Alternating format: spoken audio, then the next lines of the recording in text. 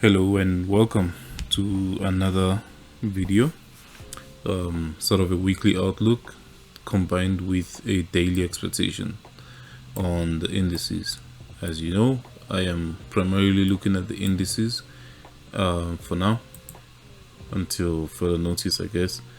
So let's just go straight into it. If you don't know what's going on and if you want to catch up, you can always catch up with the previous videos on the channel. But for now, let's start off with the daily time frame. Actually, this time we're going to start with the weekly time frame.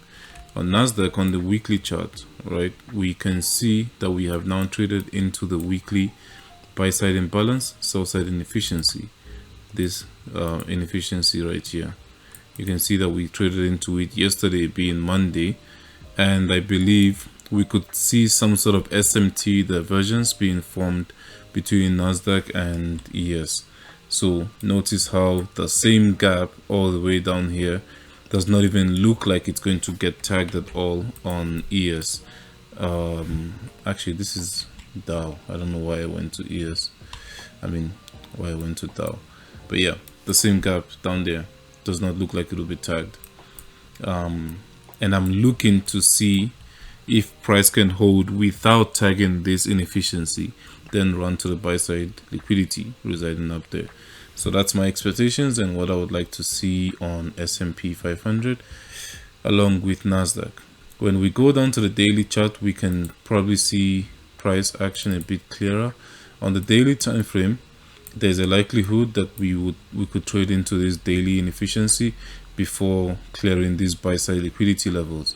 When we go back again to S&P 500, we can see that that same buy side imbalance is all the way down here, and you can see that if we are going to run that buy side, we should probably just do it now without having to come down all the way to this discounted level, because market makers typically do not give retail traders to the chance to tag in a trade.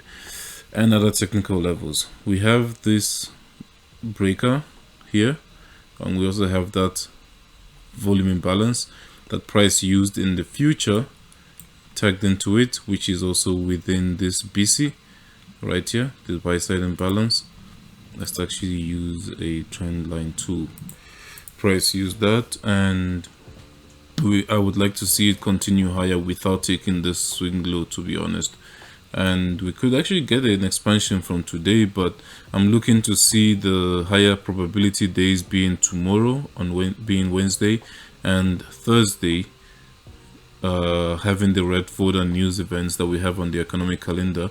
The reason I'm expecting some sort of significant move tomorrow is because at the market closing hours after 4 p.m. New York local time, we do have NVIDIA financial data reports being released after market close, and as we know, NVIDIA typically would affect the NASDAQ especially more than most other companies. We see here that we have Apple, we have NVIDIA, we have Microsoft, Amazon, and a few other ones, but you see how NVIDIA is also a huge portion of the NASDAQ, which is obviously the top 100 tech companies.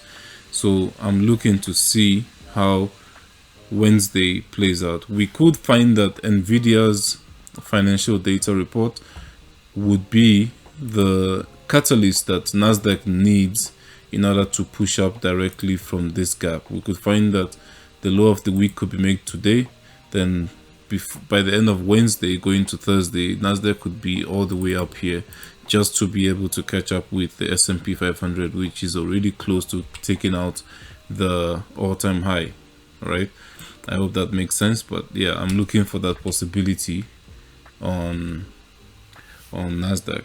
For those that want to see what I mean on the data report, the financial data report, let me look for the screenshot. There we can see that this week we only have one red folder news event at 10 a.m. today, and then we have orange folder around the same time. tomorrow being Wednesday, we don't really have any red folder news events, even though we have these orange folder ones that could bring some measure of volatility. Keep in mind that we are in Q4 of the year, of the month, so we're not in the highest probability quarter of the month.